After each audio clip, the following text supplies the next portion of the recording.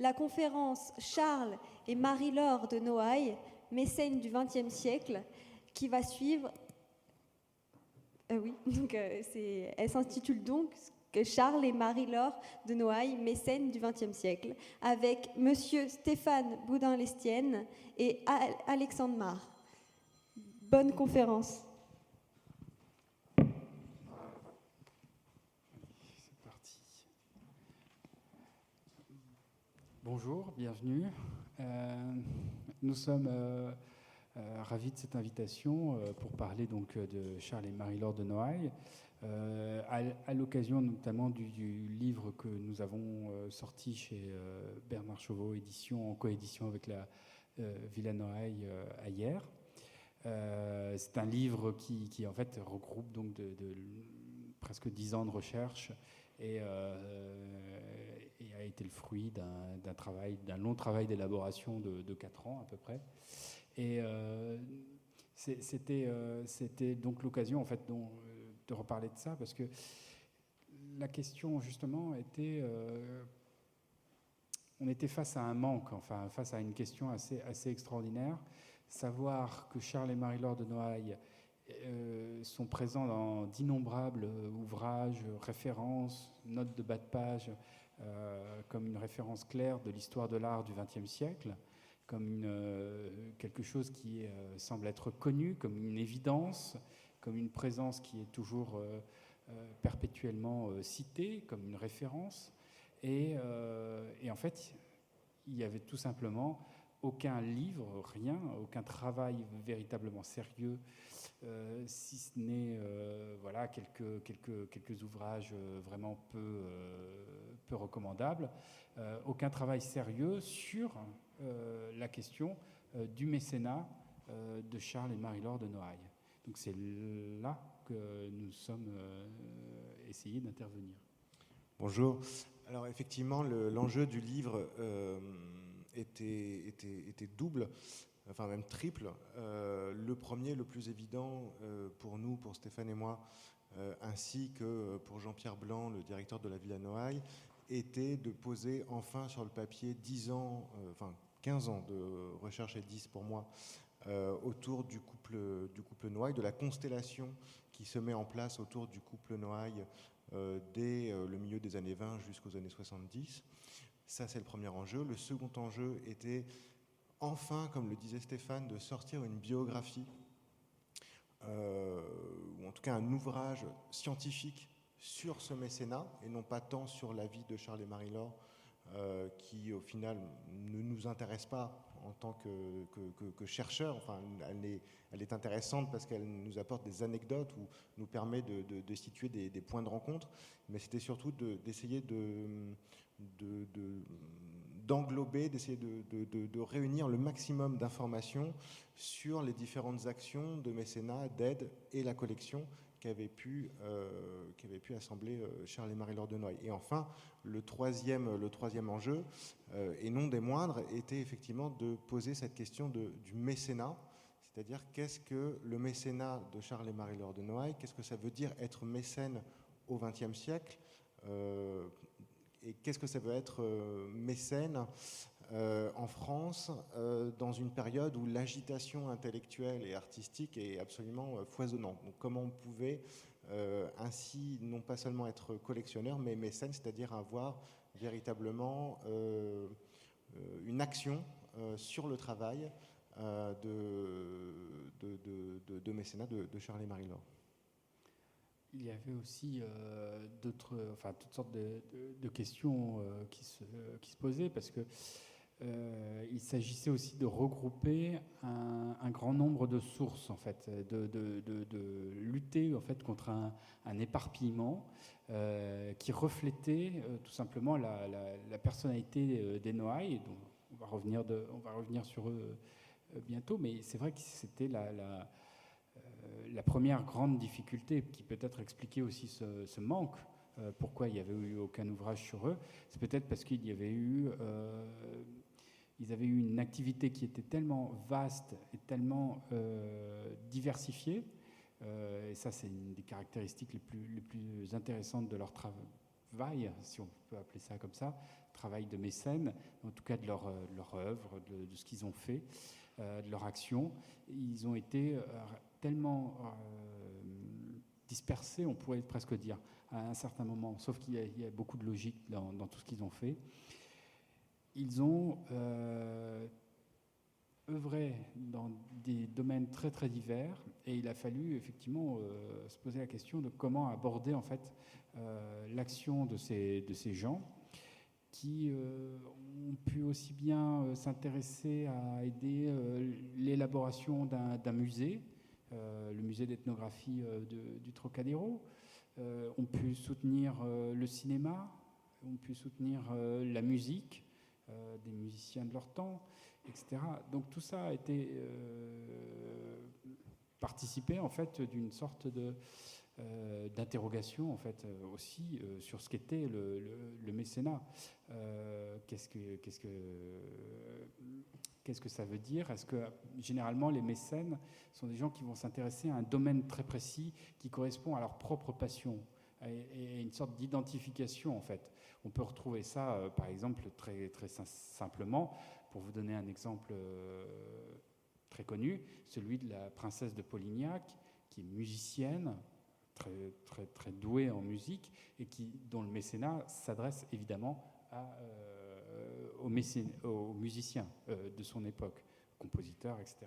Et qui compose des œuvres, évidemment, pour elle. On va retrouver des cas similaires. Donc, justement, le cas, entre guillemets, des Noailles était tout à fait remarquable pour ce premier aspect. Alors, effectivement, pardon, le mécénat des Noailles et l'intérêt qu'on peut porter aux Noailles est justement ce mécénat qui est le leur et qui est pluridisciplinaire. C'est-à-dire que, comme disait Stéphane, effectivement, un mécène va s'occuper de musique et se consacrer quasi exclusivement à la musique, un autre à la peinture, etc., etc. Ce qui fait la spécificité de ce mécénat, c'est justement que le mécénat s'intéresse à toutes les formes d'art et s'intéresse en fait le couple Noailles est d'une curiosité insatiable, et au fur et à mesure des rencontres et des possibilités, ils ne vont pas seulement s'intéresser à la peinture ou à la sculpture ou au cinéma ou à l'ethnographie ou à la musique ou à la littérature, ils vont s'intéresser à tous ces domaines-là. Et chose plus extraordinaire encore, c'est qu'ils s'y intéressent tout en même temps. C'est-à-dire que ce n'est pas une période où on va s'intéresser au cinéma, puis une période où on va s'occuper de peinture ou de musique. Non, c'est un mécénat qui va aller dans toutes les directions et tout en même temps. Et c'est sans doute une des raisons pour lesquelles il a été très difficile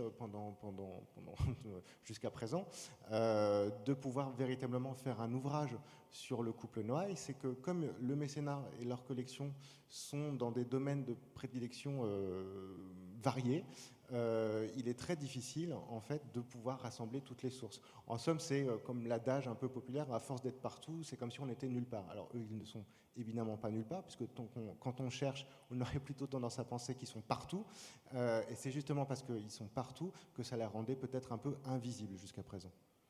Alors, il y a aussi un autre aspect de cette histoire, en fait, du mécénat. Ce sont finalement ces légendes, en tout cas ces réputations que se sont taillées, si je puis dire, ces grands mécènes de l'entre-deux-guerres, et peut-être le premier d'entre eux, qui est à l'écran actuellement, Étienne de Beaumont et son épouse Édith de Beaumont, qui sont là en train de poser dans des costumes de Jean et Valentine Hugo pour une fête qui a eu lieu chez les Noailles en 1929. Et Étienne de Beaumont est en quelque sorte le parrain des Noailles sur certaines choses, et probablement un des premiers mécènes modernes, celui qui invente notre relation avec les artistes, beaucoup plus proche, mais aussi celui qui aura eu une des réputations les plus compliquées, c'est-à-dire que les témoignages de Man Ray ou d'autres Crevel, il me semble, enfin, et d'autres personnalités comme ça, d'autres artistes, ont pu aussi souligner le côté caractériel, le côté assez complexe, en fait, d'être aidé financièrement par Étienne de Beaumont, qui veut constamment intervenir et aussi se mettre en avant. Donc de fait, il y a eu souvent des frictions. L'histoire du mécénat est beaucoup liée aussi à quelque chose, souvent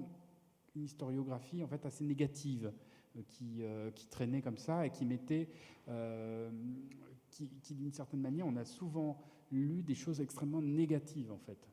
On partait de quelque chose de très négatif sur l'histoire des mécènes et qui les voyait justement comme des gens qui, certes, on acceptait leur argent, mais on prenait, on se méfiait d'eux, de leur personnalité et on les jugeait en quelque sorte un petit peu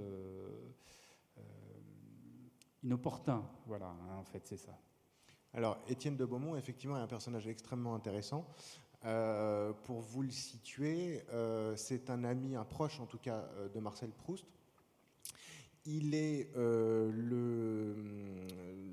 la caricature un petit peu de lui-même dans le bal du comte d'Orgel de Radiguet. Durant la Première Guerre mondiale, il organise une sorte de fanfaronnade totalement absurde et abracadabresque qui est des ambulances. Il lance un mouvement d'ambulance pour rapatrier les blessés qui sont sur le front. Et il se trouve que le conducteur d'ambulance, c'est Jean Cocteau. Enfin bon, c'est assez pittoresque, ce type de choses. Et il est aussi connu pour les soirées de Paris qu'il organise à la Cigale, à Paris. Et les soirées de Paris sont extrêmement intéressantes pour nous, puisqu'elles sont un peu les prémices de ce qui va inspirer un peu Charles et Marie-Laure de Noailles, à savoir des grandes fêtes dans lesquelles on demande à des artistes, musiciens, écrivains, peintres, d'organiser cette fête et de faire des entrées, notamment, ce qui permet non seulement de s'amuser, mais aussi d'aider les artistes en leur passant des commandes. Alors, évidemment, c'est une des parties, je dirais, les plus brillantes, les plus médiatiques hein, de Charles et Marie-Laure de Noailles. Donc, peut-être voilà un portrait, enfin, justement pendant ce bal. Et effectivement, une des images qui a été le plus répétée, rabâchée. Et effectivement, les Noailles aussi, du coup, d'une certaine manière, attirent l'attention grâce à ces fêtes, mais aussi peuvent aussi attirer des critiques. Hein. Déjà à son époque, Maurice Sacks parlait de ce bal des matières comme une fortune brûlée en un soir, etc. Au-delà de ces aspects qui sont très, très discutables et qui, je pense, ne sont pas forcément justes, il faut voir que justement les bals sont aussi des prétextes à réellement aider les artistes. En l'occurrence, là, il y a notamment au moins quatre personnalités. Francis Poulenc, Georges Auric pour des musiciens, Jean Hugo et Jean-Michel Froc pour faire des décors. Et il y a aussi la chorégraphe, Nijinská, le chef d'orchestre, etc. Et tous ces gens-là participent au bal et sont incroyablement bien payés en fait, pour cette soirée-là. Et les musiciens sont là à pouvoir en fait, créer des œuvres réellement qui vont d'ailleurs, en tout cas pour celle de Poulenc au BAD, va avoir un réel succès et va avoir une réelle possibilité de s'évader de ce cadre privé en fait et devenir une des œuvres les plus jouées de son compositeur. Donc en fait c'est aussi une manière assez élégante et assez discrète de donner en fait à un artiste une véritable possibilité.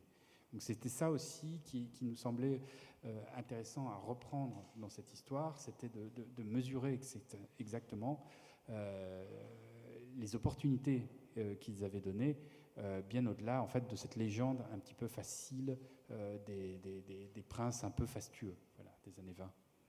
Alors il y a une seconde légende autour des Noailles et qui a sans doute là aussi noyer le poisson, si vous me passez l'expression, mais qui a empêché sans doute qu'on s'y intéresse véritablement, en tout cas que les chercheurs prennent les choses à bras-le-corps, c'est la fameuse légende du scandale de l'âge d'or, puisque Charles et Marie-Laure de Noailles vont notamment financer 2 films, ils vont en financer plus, mais notamment 2 films importants, en 29 et en 30, qui sont Le sang d'un poète de Jean Cocteau, qui est son premier film, et de manière concomitante, L'âge d'or de Louise Buñuel.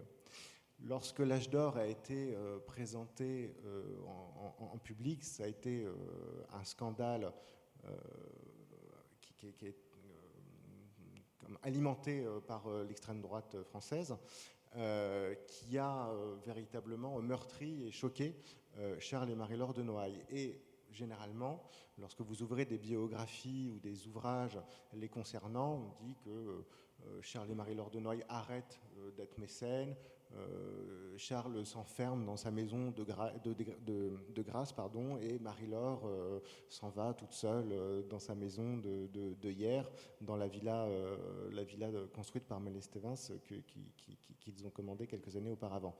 Et en fait, en consultant les archives, en véritablement faisant un travail de recherche, on s'aperçoit qu'il n'en est rien. Non seulement le scandale de l'âge d'or est soit un choc et quelque chose qui les meurtrit véritablement, mais ça ne les empêche pas du tout de continuer à aider les artistes à collectionner et à s'intéresser à l'avant-garde. La seule chose, c'est qu'ils sont effectivement un peu plus discrets, mais ils continuent cependant à aider de manière tout aussi importante la littérature, les arts, le cinéma, la musique ou le cinéma, le théâtre soviétique de Moussinac et des choses comme ça. C'est-à-dire que le scandale de l'âge d'or n'est pas, contrairement à la légende, la seconde légende, les entourant, un frein dans leur carrière, en quelque sorte, de mécène. S'il y a eu une déception, c'est pour eux, c'est pas avec l'âge d'or, c'est pas envers les artistes, ou en tout cas surtout pas entre eux et Louise Buñuel et Salvador Dali. La déception, elle viendra plutôt en fait finalement de leur propre milieu, parce que il y a eu aussi une légende aussi qui a été alimentée, comme quoi un petit peu par la manière dont Buñuel aimait à raconter l'histoire, où il décrivait le scénario, donc il a écrit le scénario en janvier 1930 avec des idées de Salvador Dali ailleurs, chez eux, et que tous les soirs, donc en fait, il leur lisait ce qu'il avait écrit durant la journée, et donc il a écrit des scènes où un père abat son fils, où un reliquaire est posé dans un caniveau, etc. Et il raconte que Marie-Laure et Charles disent « Oh, c'est exquis », etc., etc. Donc c'est cette vision un petit peu facile, voilà, d'aristocrates qui seraient un peu décalés, qui seraient un peu en dehors des réalités, est totalement fausse, parce qu'on a retrouvé justement des courriers, notamment de Marie-Laure de Noailles à Valentine Hugo, qui parlent de la censure, du comité de censure que va passer l'âge d'or, et en fait, la première surprise à ce que c'est Marie-Laure qui dit « Mais oui, chère Valentine, l'âge d'or a passé le comité de censure à part un carton, comme quoi tout est possible. » Donc en fait, ils s'attendaient très bien, ils étaient absolument conscients du contenu explosif de l'âge d'or, mais ce à quoi ils ne s'attendaient pas, c'était à la réaction de leur propre milieu. C'est-à-dire que le même, justement, autour d'Étienne de Beaumont et de tous ces gens-là, en fait, finalement, il y aura une réaction très négative qui va les bloquer. Ils ne s'attendaient pas à ce que ça vienne de là, et que c'est là aussi où les choses ont été peut-être plus dures pour eux, en fait, finalement, à gérer.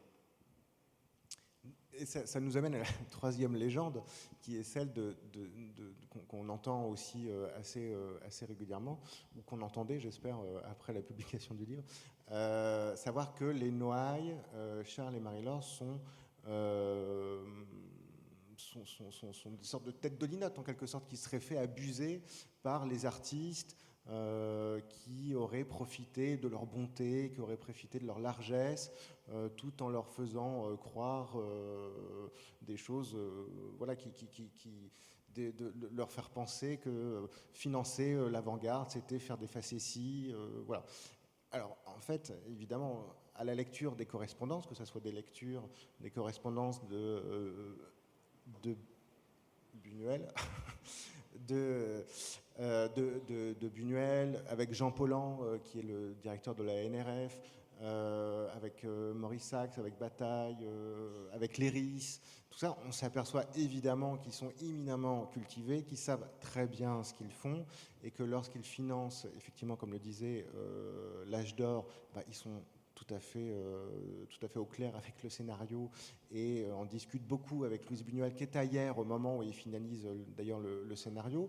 Lorsqu'ils achètent l'Histoire de l'œil de Georges Bataille, enfin le manuscrit de l'Histoire de l'œil de Bataille en 29, évidemment ils ont lu le manuscrit, ils l'apprécient, ils ont bien conscience de la valeur littéraire et intellectuelle de ce manuscrit. Lorsque Charles de Noailles mandate Maurice Heine pour aller récupérer en Allemagne le manuscrit des 120 journées de Sodome du divin marquis, ils savent très bien ce que c'est. L'enjeu intellectuel que ce manuscrit représente et son retour en France, puisque son retour en France va permettre en fait d'en faire la première édition non expurgée par Maurice Heine. Donc voilà, ils accompagnent un travail intellectuel, ils se font pas du tout abuser, au contraire, ils participent des discussions avec les intellectuels et avec les artistes autour de leurs œuvres et l'impact que celle-ci peut avoir. Il y a, les Noailles passent souvent pour les mécènes des surréalistes, notamment à cause de l'affaire de l'âge d'or. Mais alors effectivement, ce sont des mécènes du surréalisme et ô combien, puisqu'ils permettent à Breton, Éluard, Valentine Hugo, Crevel, Desnos de pouvoir vivre et travailler tranquillement en leur achetant des manuscrits et en finançant des éditions surréalistes, c'est-à-dire en payant l'imprimeur et notamment pour Le Marteau sans maître de René Char, pour l'Immaculée Conception, pour les vases communicants, pas l'Immaculée Conception, pardon, les vases communicants, si aussi, et la revue du mouvement, la seconde revue du mouvement qui est, le surréalisme au service de la Révolution, c'est les Noailles qui financent l'impression en payant, en achetant les manuscrits. Alors effectivement, ils sont les mécènes du surréalisme, mais ils sont aussi les mécènes des dissidents du surréalisme, à savoir la revue Document. Et la revue Document donc, est réalisée par le triumvirat Rivière, Georges-Henri Rivière, Michel Léris et Pierre Despézèles. Ils sont très proches de la revue. Ils voient bien l'enjeu que pose cette revue et l'ensemble ou une partie des manuscrits qu'ils achètent, notamment des manuscrits de Limbourg, de Desnos ou des articles sur le manuscrit des 120 journées. Tout ça est dans la revue. Donc évidemment, ils connaissent la teneur de ce qu'ils achètent, mais ils ont aussi conscience de l'impact que celles-ci peuvent avoir et en permettent la publication. Donc nous faire penser que les Noailles sont des têtes de linotte qui ne comprennent rien, c'est totalement invraisemblable et faux, puisqu'ils ont des discussions avec les créateurs, avec les intellectuels, autour des œuvres qu'ils mécènent ou qu'ils collectionnent. Ce qui pose d'ailleurs la question de comme quoi on a toujours voulu, ou en tout cas très souvent, on a voulu dénier aux mécènes cette capacité non seulement de comprendre, de s'impliquer dans les projets et d'en être quasiment moteur. Parce qu'on pourrait presque même d'ailleurs faire remarquer que Louise Buñuel, avant qu'il approche le cercle des Noailles, ne connaît pas Sade. Donc c'est aussi eux en fait, qui amènent ça avec leurs amis.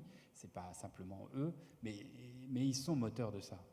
Ils sont moteurs de ça, tout simplement. Tant que le manuscrit n'aura pas été ramené, il y aura eu de toute façon. Donc, tout le passage final de l'âge d'or est une citation en fait des 120 journées de Sodome. Donc ça, c'est une des parties qu'on voulait tout de suite en fait mettre en avant parce que c'était quelque chose qui nous semblait très fort, enfin et qui remettait en question totalement toute une imagerie en fait un petit peu loufoque, les aristocrates comme ça, un petit peu légers, qui souhaitent s'amuser. Et puis il y avait une image aussi qui était tout le temps liée peut-être trop justement à leur maison, à celle qu'ils ont fait construire donc à Hyères et à cette question des arts décoratifs et de l'architecture qui serait aussi une de leurs parties.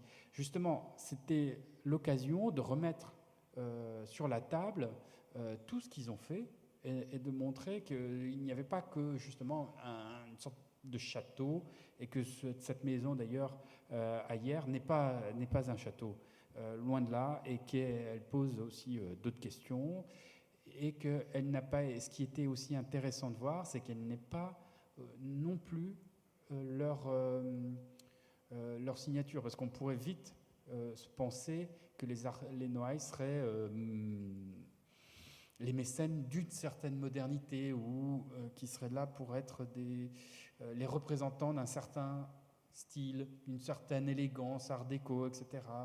Alors qu'en fait, ce qui est intéressant, c'est de voir qu'en fait, à travers leurs expériences architecturales, de décoration, etc., on les voit aussi aller dans plusieurs directions, et des directions extrêmement opposées, que ce soit la modernité de Malestévins, la modernité très particulière de Jean-Michel Franck avec son goût pour les matières luxueuses, etc., leur propre goût, leur éclectisme, leur manière de manier des antiquités, de les mêler à des œuvres d'avant-garde, leur manière de jouer en fait avec leur collection, on les voit en fait finalement tout le temps expérimenter et ne jamais se poser et ne jamais en fait vouloir imposer une sorte de style ou de signature. Et c'est là où c'était vraiment intéressant, c'était de voir ce mouvement constant et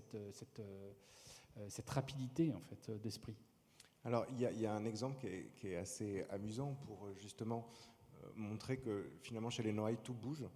Ils reçoivent en cadeau de mariage un terrain sur un bout de colline de Hyères, sur la Côte d'Azur, à côté de Toulon.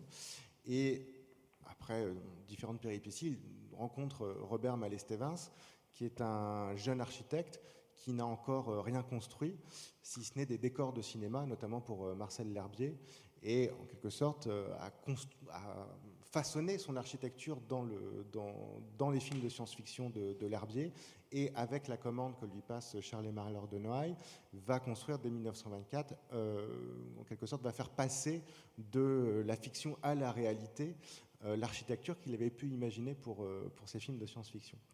Bref, Robert Malestévins construit un petit module pour le couple, et la famille va s'agrandir, donc on va agrandir la maison, et puis le site est quand même assez exceptionnel, donc on va continuer à agrandir pour recevoir les amis, donc on passe d'un petit module qui fait à peine 250 mètres carrés à quelque chose qui fait aujourd'hui 1800 mètres carrés.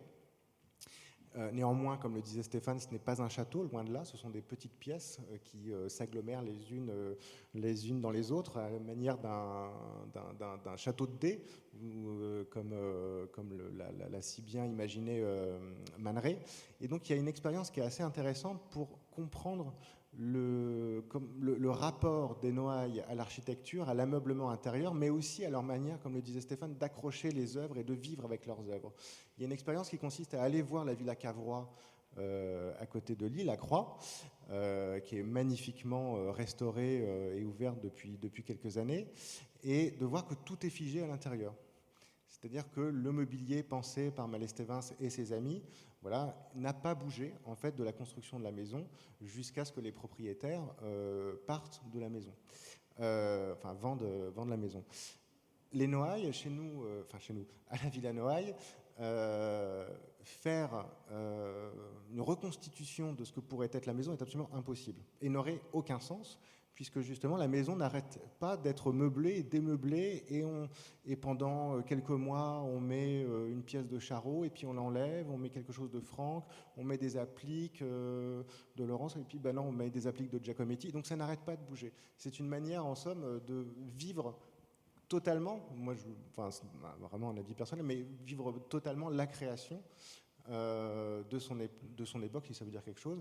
En tout cas, de vivre avec les artistes avec lesquels on a envie de travailler, de sans cesse renouveler l'intérieur dans lequel on habite. Donc c'est vrai pour les meubles, et ils vont faire la même chose pour les œuvres d'art. Les œuvres et les tableaux n'arrêtent pas de bouger et s'associent, et on mélange les genres, les époques. On met un Cranach à côté d'un Dali, ce qui nous paraît aujourd'hui vraiment tout à fait banal. Mais les Noailles le font dès le milieu des années 20, ce que personne n'aurait pu quasiment imaginer, et encore moins dans une famille telle que la leur. Il y a une manière en fait assez intéressante de voir leur envie de liberté en fait s'exprimer tout le temps en fait. Lorsqu'ils ont eu quelques désaccords des fois avec Maëlle Stevens, mais tout simplement parce qu'il y a la logique profonde qui les anime, c'est cette envie d'être libre, de ne pas être conformé à un modèle, et donc leur maison qui sera vraiment pour eux, donc du coup leur création, leur domaine à eux, vraiment très spécifique, parce que bon, ils ont l'hôtel particulier à Paris qui est peut-être plus chargé d'histoire, qui est l'hôtel des grands-parents de Marie-Laure, avec les collections, les Rubens, les Goya, qui est peut-être plus formel, qui représente peut-être plus leur statut social.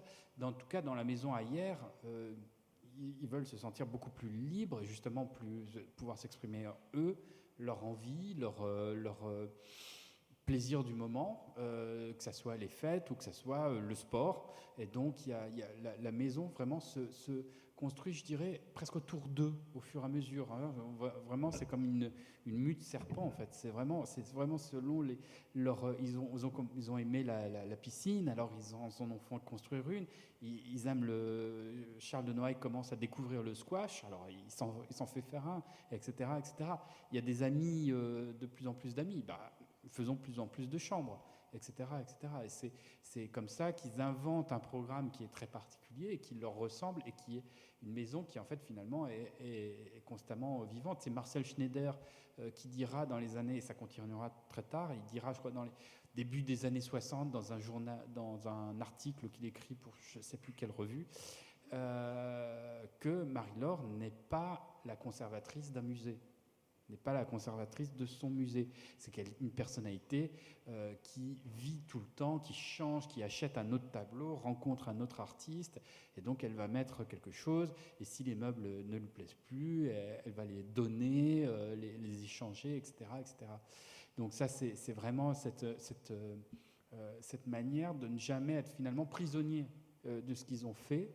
Et c'est aussi peut-être quelque chose qui est assez caractéristique, parce qu'on pourrait penser que vu l'importance des collections, vu l'importance de leur vision, on pourrait se poser la question, mais pourquoi n'ont-ils pas souhaité, par exemple, faire une fondation, faire un musée, faire quelque chose qui porterait leur nom? Et justement, cette question de devenir conservateur d'un musée, eh bien, c'est clairement quelque chose qui ne leur plaît pas. Et la collection doit continuer à vivre, et elle voilà, après eux, elle a été divisée entre leurs enfants, et puis ensuite, etc. C'est pas du tout quelque chose qu'ils ont souhaité figer à un moment donné. Et donc ça, c'est vraiment même un leitmotiv dans toute leur vie. Parce qu'effectivement, rien n'est figé. Donc, je vous parlais des tableaux. Il y a des photos, je ne sais pas si on en a, du salon de la place des États-Unis à Paris, où ils ont leur hôtel particulier, où les œuvres véritablement cohabitent les époques se mêlent et s'entremêlent et créent en fait un sens nouveau, un nouveau regard, un regard qui presque pourrait être considéré comme inédit à l'époque. Alors, rien n'est figé, le mécénat aussi, il va dans tous les sens. Alors on n'a pas le temps de développer, puis ça vous encouragera à acheter notre livre. Mais voilà, il s'intéresse donc, je vous l'ai dit, à la littérature, donc aussi bien au surréalisme qu'à la revue, que le groupe de dissidents qui est autour de la revue Document. Et justement, ils donnent beaucoup de choses à la revue Document, ils aident beaucoup la revue Document. Alors pas financièrement parce qu'elle est financée par Waldenstein à travers la Gazette des Beaux-Arts, mais en revanche, ils achètent certains manuscrits d'auteurs, d'articles, ce qui permet d'aider directement les écrivains, parce qu'ils ne sont pas rémunérés pour leur article par la revue. Et surtout, et c'est là un des points essentiels de leur mécénat qu'on n'a pas encore abordé, c'est qu'ils permettent la reproduction d'œuvres dans la revue. Voilà, un très bel exemple, avec Alberto Giacometti, qu'il découvre très jeune, dès sa première exposition au fond de la galerie Jeanne Bucher. Alors, c'est pas le Giacometti qu'on connaît communément, c'est la première période de Giacometti. Et en fait, ils vont acheter certaines pièces dans cette exposition, notamment La tête qui regarde, et ils vont donner un cliché à la revue Document pour que ce soit reproduit dans la revue. Et ça, c'est vraiment un acte qu'avec Stéphane, on considère de mécénat, puisque c'est une manière, non pas numéraire, mais une manière très importante d'aider l'artiste. D'abord parce qu'il y a une publication, et ensuite, et c'est loin d'être négligeable, vous verrez qu'il est indiqué que c'est la collection du Vicomte de Noailles. Et du fait même que l'œuvre soit reproduite, ça permet déjà de la faire connaître, mais en plus que ça provienne de la collection du Vicomte de Noailles, va aider considérablement, évidemment, l'artiste. Aujourd'hui, je ne vous citerai pas de nom, mais vous les connaissez très bien, un collectionneur important achète une œuvre d'un jeune artiste, tout de suite, derrière, vous avez des investisseurs ou d'autres collectionneurs qui vont s'y intéresser. Les Noailles font ça et le font de manière systématique, et ça fait vraiment partie du processus de mécénat. Et en somme, c'est une des raisons pour laquelle on pense que les Noailles sont des mécènes modernes. Pourquoi ils sont des mécènes modernes ? Parce qu'ils utilisent les moyens qui sont les leurs à leur époque. Ils vont mécéner le cinéma parce que le cinéma c'est moderne, c'est intéressant. Lorsqu'ils s'y intéressent à la fin des années 30, c'est évidemment déjà une industrie, mais il y a une niche pour laquelle ils vont être particulièrement investis et remarqués, c'est qu'ils vont s'intéresser à ce qu'on appellerait aujourd'hui le cinéma d'auteur. Isidore Izou, on a vu une rétrospective il n'y a pas longtemps à Pompidou, dit des Noailles. On ne peut pas, franchement, Isidore Izou, généralement, n'est pas quelqu'un de très tendre, en règle générale, mais il a cette phrase qui nous intéresse beaucoup, il parle de l'argent créateur des Noailles. L'argent créateur des Noailles, pour le cinéma, c'est Buñuel et c'est Cocteau. C'est un cinéma qui n'est pas de la grosse industrie, qui n'est pas le cinéma des studios. Voilà. Ça, c'est un mécénat moderne. La littérature, on va l'aider, et on va aider les revues pour permettre la diffusion au plus grand nombre d'écrits. Voilà. C'est un mécénat moderne parce qu'il prend les outils. C'est le mécénat à l'heure de la reproductibilité technique de l'œuvre d'art, en somme. Voilà. Ils aident le mécénat, enfin, ils aident les artistes, et les écrivains, les intellectuels, parce qu'ils permettent la reproduction de leur collection. C'est là aussi où, du coup, ils ont un effet prescripteur qui est assez intéressant et dont ils jouent à fond et de façon très intéressante. Et évidemment, il y a beaucoup de choses, des images que je vous ai montrées là en vrac rapidement, de tous leurs intérieurs, de toutes ces choses. Et souvent, ces images sont faites pour être reproduites dans des revues et être diffusées. Et avec tout l'accord et la bienveillance des Noailles par rapport à cet aspect-là, et au contraire encourageant. C'est-à-dire que par exemple, Joe Bourgeois fait un bar pour eux, un petit bar privé, il lui demande évidemment l'autorisation de le montrer au salon des artistes décorateurs de 1926, et il est reproduit dans la presse, il est reproduit dans Vogue, etc. Et du coup, comme le dit Charles de Noailles, on serait très content que ça vous fasse quelques publicités. Et effectivement, il obtient du coup d'autres commandes de bars. Il en fait 5 ou 6, je dirais, à la suite. Donc c'est là où il y a un effet effectivement prescripteur qui est assez impressionnant et qui fonctionne sur toutes sortes de niveaux, que ce soit celui de la mode, toutes ces photographies magnifiques que Man Ray fait pour... de Marie-Laure de Noailles dans telle robe de couturier, etc., et qui sont reproduites dans Vogue, etc., et qui participent déjà d'une sorte de système dans lequel il y a un échange. L'autorité de leur travail de mécène, si vous voulez, l'autorité de leur pensée, de leur goût, fait qu'on va suivre et s'intéresser aux artistes ou aux couturiers, des fois d'avant-garde, parce que Marie-Laure porte des tenues qui sont quand même souvent assez étonnantes.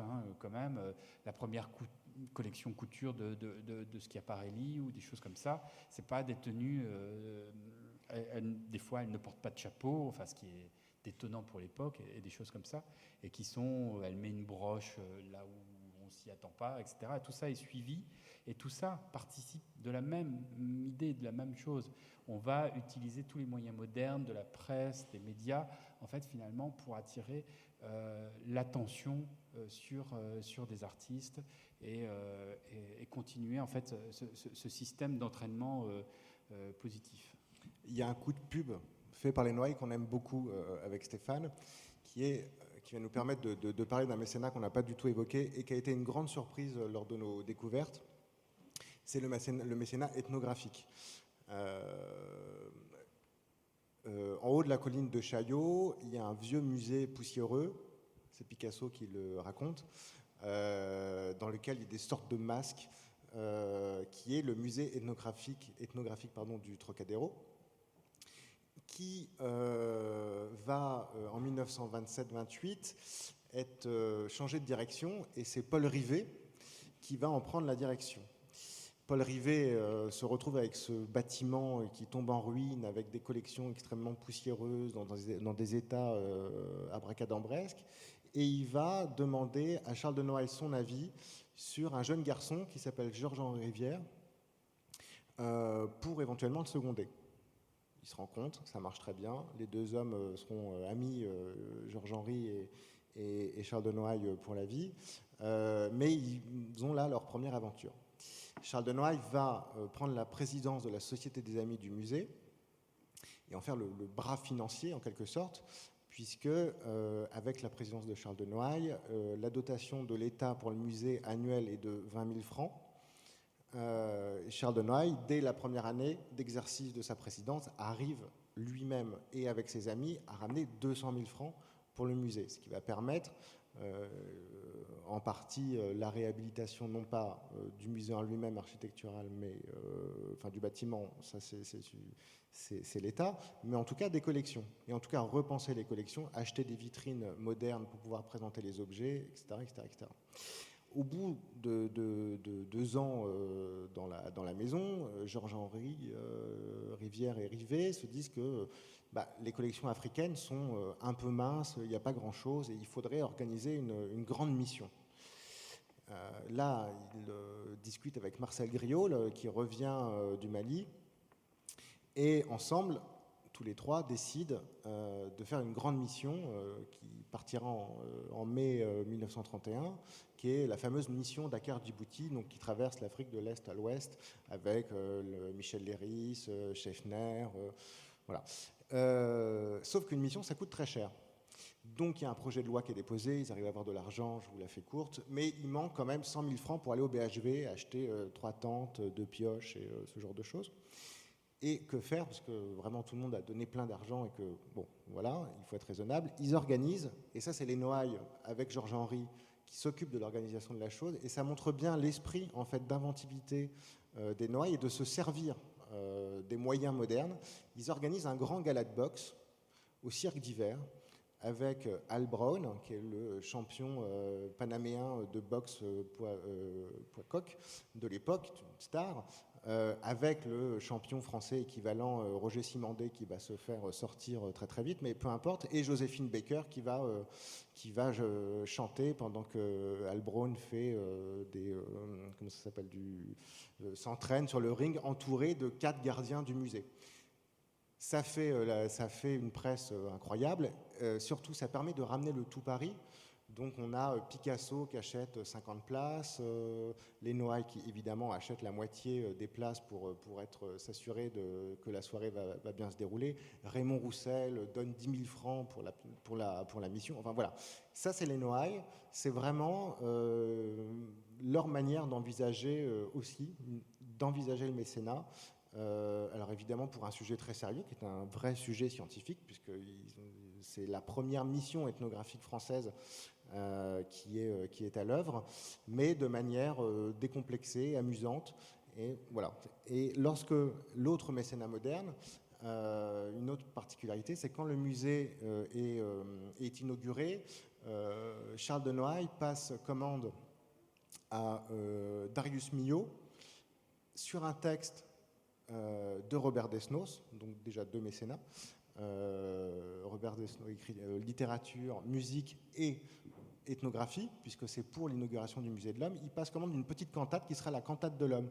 Cette cantate de l'Homme, c'est une petite pièce chantée et qui sera diffusée à la radio.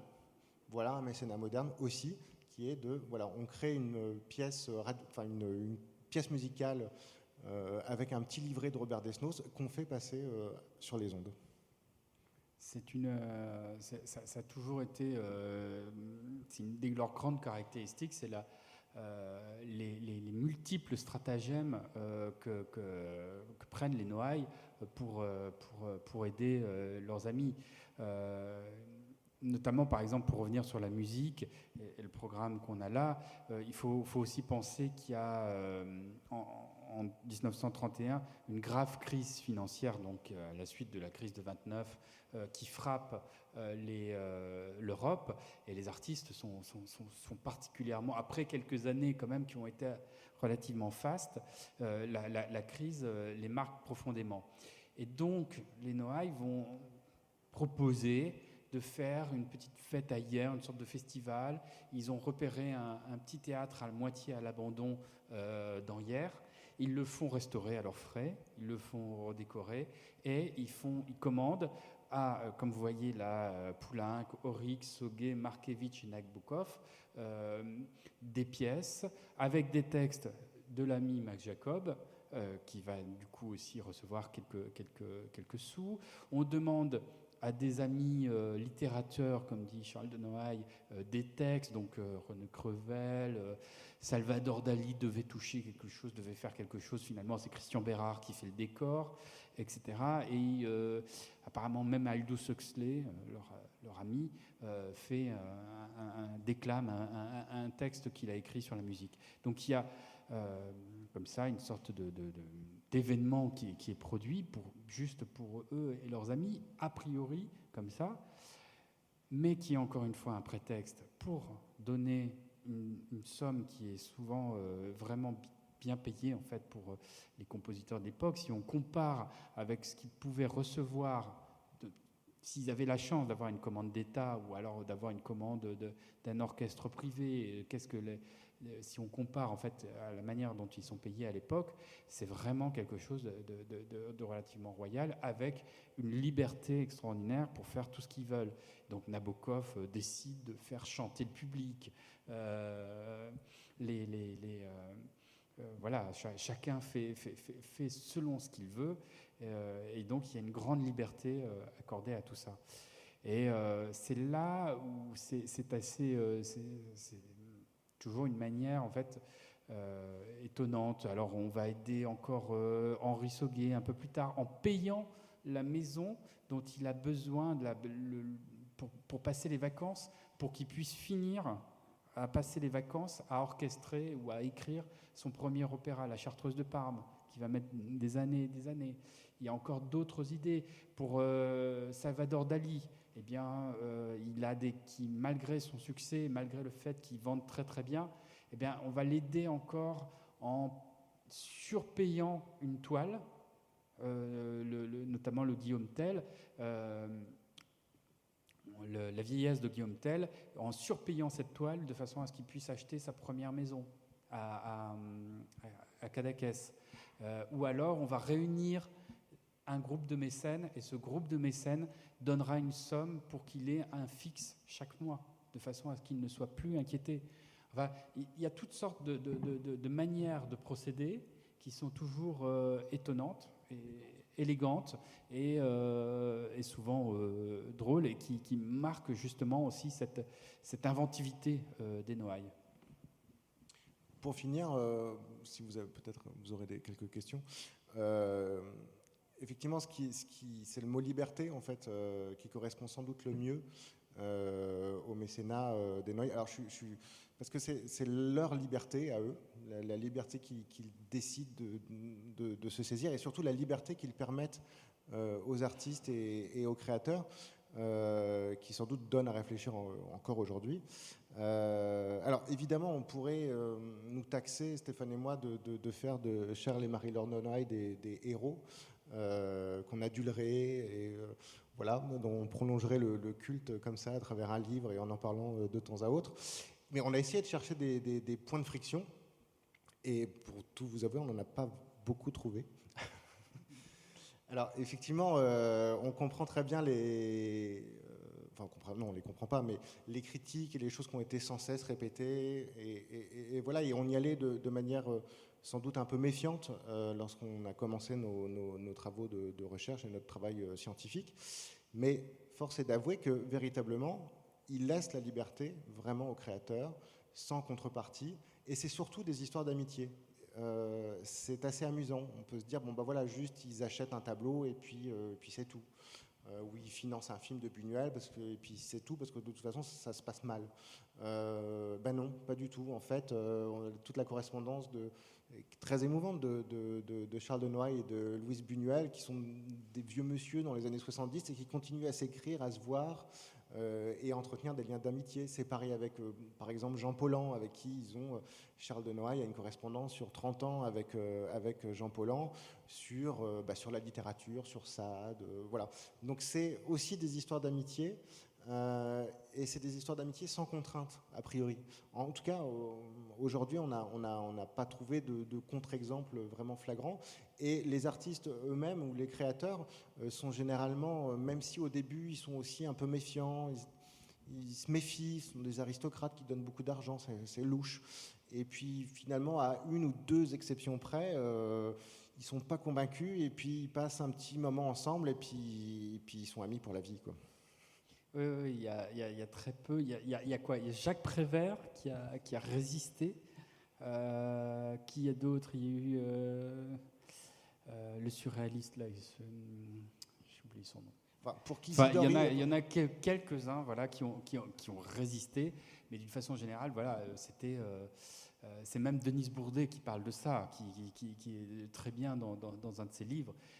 Elle leur présentait sans cesse des gens en leur disant qui pouvaient à la limite craindre le pire, en fait, et qui étaient très vite séduits, et très vite il y avait des amitiés qui se produisaient, et c'était là où il y avait quelque chose d'assez remarquable. Il y a même quelque chose qui m'attire l'attention, c'est qu'il y a, dans une des rares lettres que Charles de Noailles a écrit un peu avant son décès, en 78, il a écrit à Maurice Culot à propos de la maison de Hyères, et il parle de Lipchitz qui a créé des grandes sculptures pour eux, et il souligne une chose, il dit Lipchitz n'est pas devenu un ami.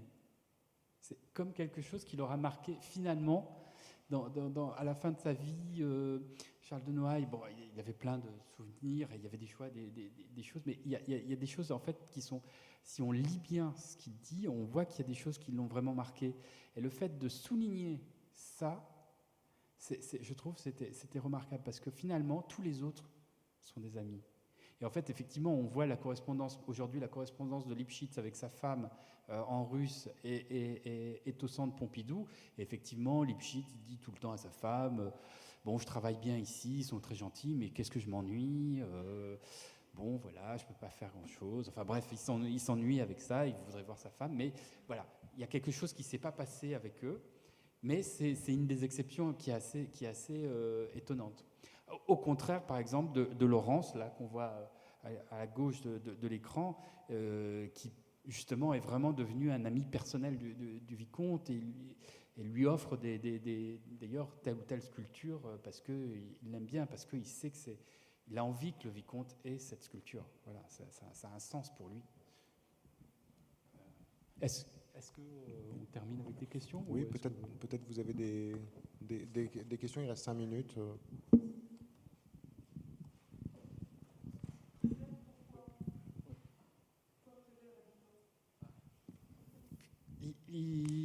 Selon le témoignage de Denise Bourdet, il a dit que c'était des gens qui avaient trop de choses. Voilà. Oui, il y a quelque chose de politique. Non, mais en fait, oui. Non, mais pourquoi Prévert a dit non? Je ne pourrais pas vous le dire parce que c'est un des témoignages vraiment très.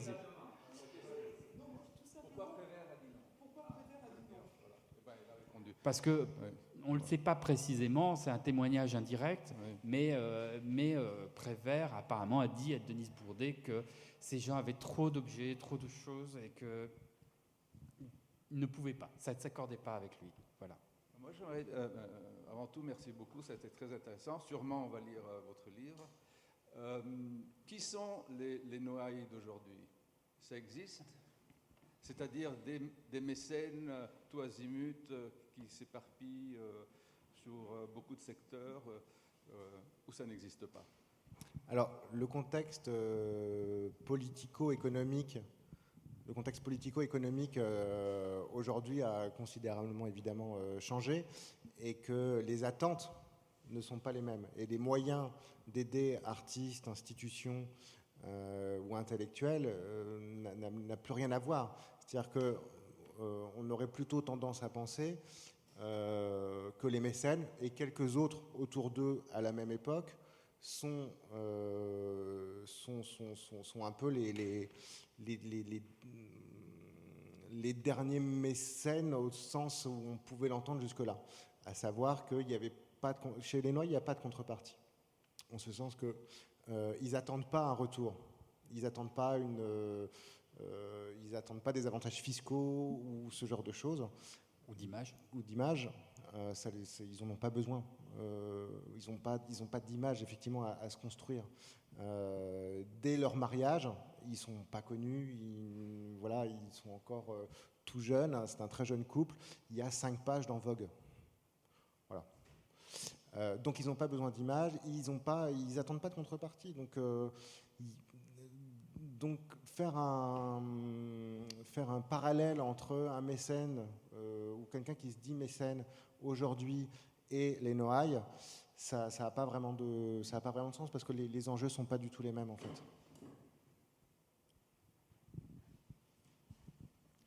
Non mais les Noailles s'appellent de Noailles quand même.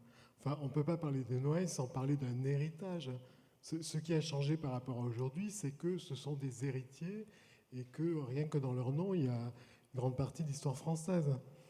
Donc des mécènes moi je pense qu'il y en a aujourd'hui, quelqu'un comme Agnès B, c'est quelqu'un qui soutient avec énormément de discrétion une création complètement tout azimut.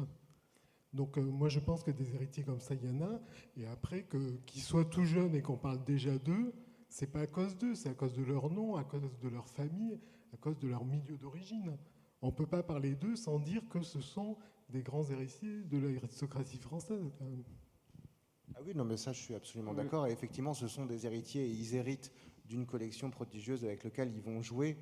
D'ailleurs, contrairement à Étienne de Beaumont, hôte mécène, qui lui vend la collection familiale pour acheter de l'art contemporain, enfin de ce qui lui est contemporain, effectivement, ce sont des héritiers. Après, l'époque est différente. Il y a les lois Malraux n'existent pas, les histoires de dation n'existent pas. Voilà, donc c'est pas le rapport n'est pas tout à fait le même, me semble-t-il. Non, mais après, il y a un certain nombre de gens aujourd'hui qui jouent, effectivement, vous soulignez Agnès B, ou On pourrait parler de la fondation Prada qui a été faite il y a très longtemps, dès les années 80, dans des buts vraiment, avec des buts vraiment intéressants. Aujourd'hui, il y a une multitude de fondations de ce type-là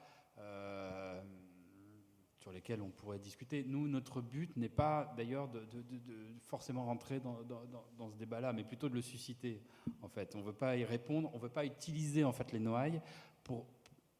Ça serait trop facile en fait de les instrumentaliser. D'ailleurs, je pense que tout le monde voudrait, qui aujourd'hui se prétend mécène, aimerait quelque part prendre une petite part du prestige des noailles, voilà, pour s'en draper.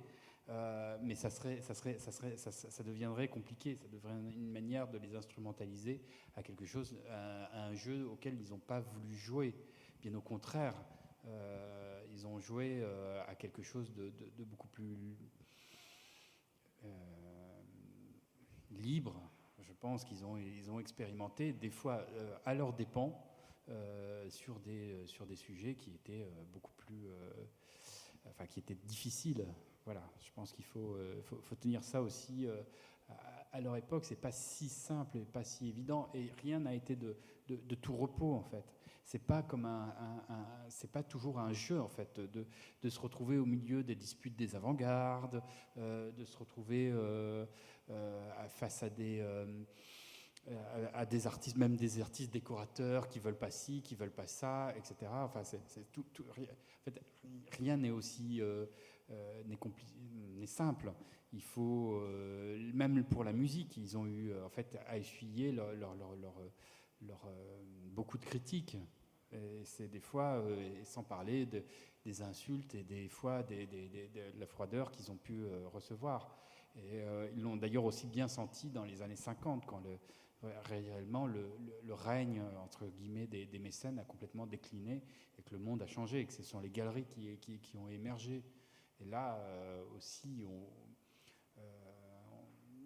les jeunes artistes pouvaient parfois être vraiment beaucoup plus réticents à être approchés par des personnalités de cette manière-là.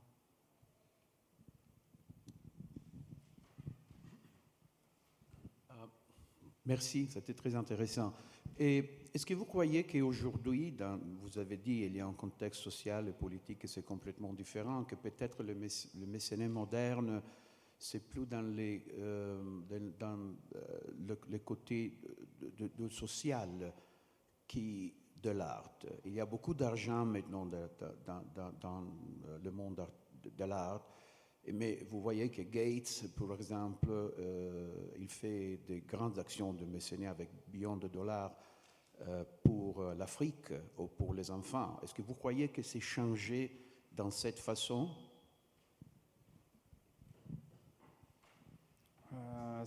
C'est difficile pour moi d'y répondre, franchement, très sincèrement. Je pense que c'est des questions là qui sont en plus, qui ont un aspect beaucoup plus politique. Ce serait compliqué. Le mécénat aussi, je dirais, enfin, pas le mécénat, justement,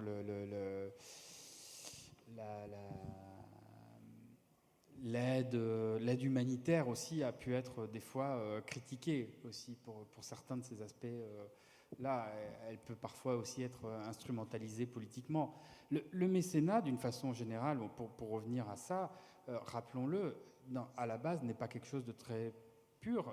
À la Renaissance, c'est quelque chose qui sert le prince, qui sert les avantages de ceux qui peuvent se l'offrir. Les artistes sont mercenaires auprès des papes ou des grandes familles. Donc ce n'est pas... s'ils en tirent un bénéfice après, c'est quelque chose de postérieur. Mais pour l'artiste, en tout cas, il s'agit de vendre et de vivre et de continuer à ça. Et donc pour le prince, lui, se sert directement de l'artiste. Donc il y a toujours eu ces relations entre l'art et l'argent. Et en quelque sorte, des fois, on a voulu occulter ça. Voilà. Et donc l'idée, c'est quand même ici de revenir, de reparler de ça, de comparer.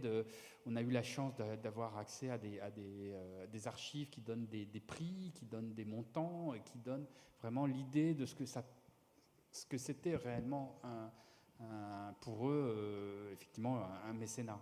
Voilà, et donc ce qu'on a envie de faire, effectivement, c'est d'apporter avec ce livre, c'est peut-être une des premières réflexions. Après, il faudrait pouvoir élargir à d'autres mécénats, repenser effectivement cette question-là, parce que je pense qu'elle est toujours d'actualité.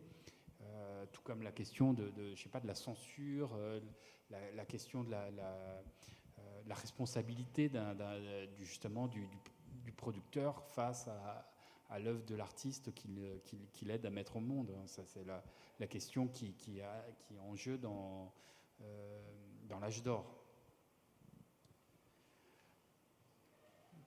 C'est bon. Merci beaucoup.